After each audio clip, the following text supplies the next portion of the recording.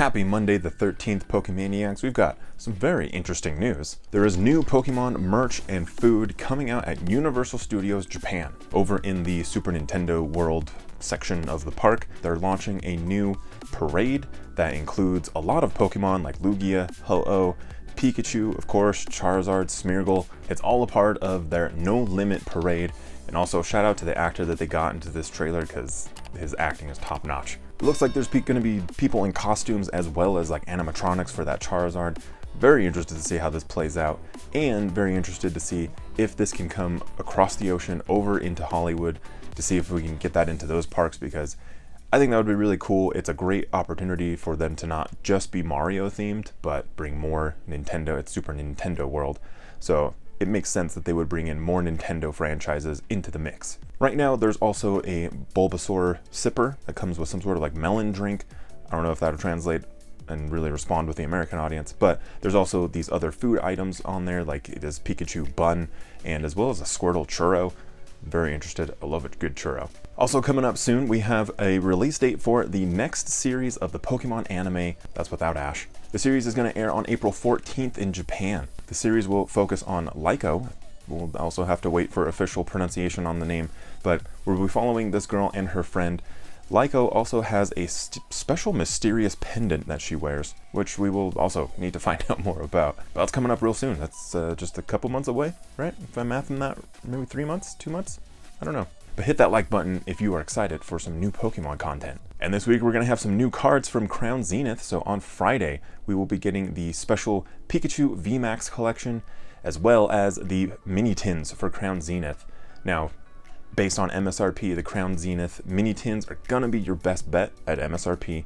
Your mileage may vary though, depending on where you're buying them, what kind of discounts you can find. So make sure you're doing the price per pack breakdown. So you just take the price, divide that by how many packs are inside. That's gonna get you the price per pack. If you're hitting like $5 per pack, that's like normal. But if you can get down to, you know, maybe like $2.80, $3 per pack, like that is a steal. Jump on it. Anywhere in between, you know, you get to decide how valuable that really is. In terms of video game news, we did last week get a Nintendo Direct, and somehow Pokemon still was able to kind of sneak in a little bit. So we got the announcement of a lot of great games, but we got the release of the Game Boy and Game Boy Advance games on NSO. I couldn't be happier with this because at the end of March, we're not going to have the eShop available anymore on the 3DS or the Wii U, and it made me very curious. What were they going to do? How are they going to replace this? And, you know, answer to our question, maybe answer to our prayers a little bit. But during the announcement, they did tease some upcoming games, and the Pokemon trading card game on Game Boy Color was featured in this image. So very much excited. So let me know if you're excited for this game, and what games do you want to see down in the comments. There's a lot of games I think that we want to see on here. Obviously the Pokemon games, but there was just like so many good games on the Game Boy Advance. For collectibles, Pokemon Center did give us some new kitchen items. Always love to see items that are Pokemon themed, mostly subtly, but love seeing these themed items, being able to kind of get out of the game room, out of the collection, and be a part of, you know, the rest of the house, as long as your significant other will permit. But maybe something a little more for the game room. We got some new Hisuian plushies, new to the English side anyways, but these look fantastic. Love seeing like the wood grain effect on the plushie for Electrode, but I don't know exactly what's going on with Hisuian Lilligant. Just that looks kind of weird, and I've never seen a more depressed looking Pokemon than this Hisuian Gudra, but I will say this Arcanine's looking fire, and I'm like actually pretty interested in picking it up. They also brought us new jackets, but legitimately at first glance I was like, did they just re-release the same thing on us?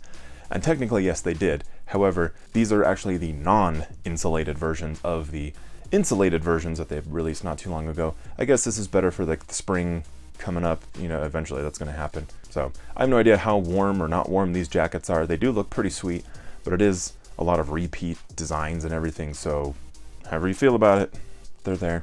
But let me know if you've picked one up and how good they feel. And over in Japan, we're getting some new plushies this week. We are getting the Paldea starters, and these are a part of the Pokemon Dolls line, which give them like a little bit more of like a cute variation of the styling of them. So these are going to come out on February 18th. So maybe you get a little bit of a variety on your Paldea starter Pokemon if you've already picked up a few from Pokemon Center or from Jazzwares. We got a lot of variations of this. And we also get a lot of variety with the Pokemon news that we release weekly. And sorry, this one's a little bit late, but this is back on the normal schedule, I guess. I was having some computer issues. But check out other videos up here. Keep up to date on all of the 2023 news. Or maybe you'd like to check out some openings over here. I do open up a lot of cards. But most importantly, take care of each other out there. And I'll see you guys very soon on the next one.